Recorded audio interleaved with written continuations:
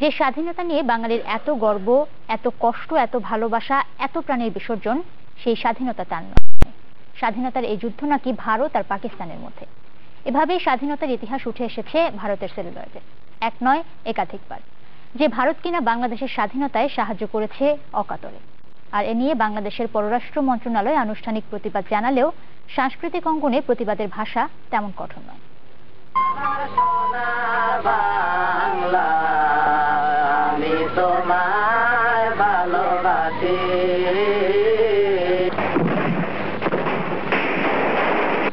আমাদের স্বাধীনতা যুদ্ধের ইতিহাস নিয়ে অপচর্চা কম হয়নি।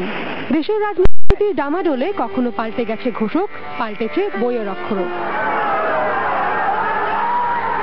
কিন্তু ইতিহাস বিকৃতির অভিযোগের ভাগীদার বাংলাদেশের স্বাধীনতার অন্যতম সহযোগী দেশ ভারত, তাও সবচেয়ে শক্তিশালী গণমাধ্যম চলচ্চিত্রে।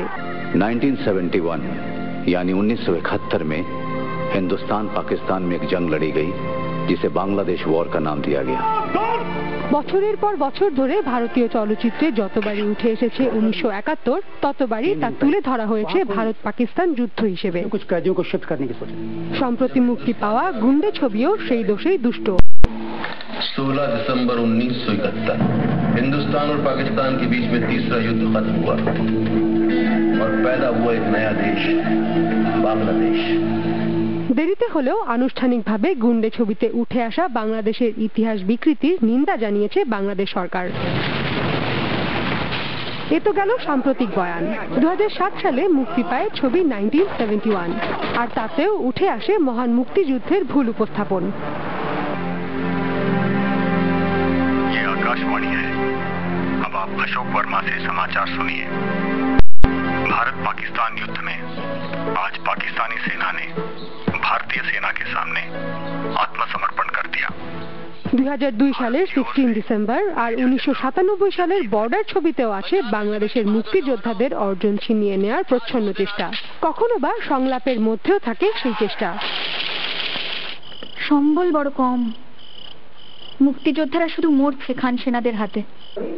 ভারতের এমন আচরণে কেন সোচ্চার নন দেশের সাংস্কৃতিক ব্যক্তিত্বরা, যতটা তারা দেশের বিভিন্ন ইস্যুতে? না, এখন সেটা আমরা করিনি, কারণ আমি ফেসবুক খুব একটা ব্যবহার করি না, দেখিনি, এবং ছবিটি তৈরি হয়েছে ভারতে, সেখানে আমার দেখার সুযোগ নেই।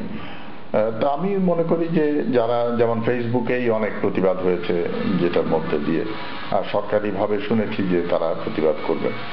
Nobody should play with the fire. Nobody should try to suppress the 70 million people. Nowrin Munir Joyita, channel 24, Dhaka.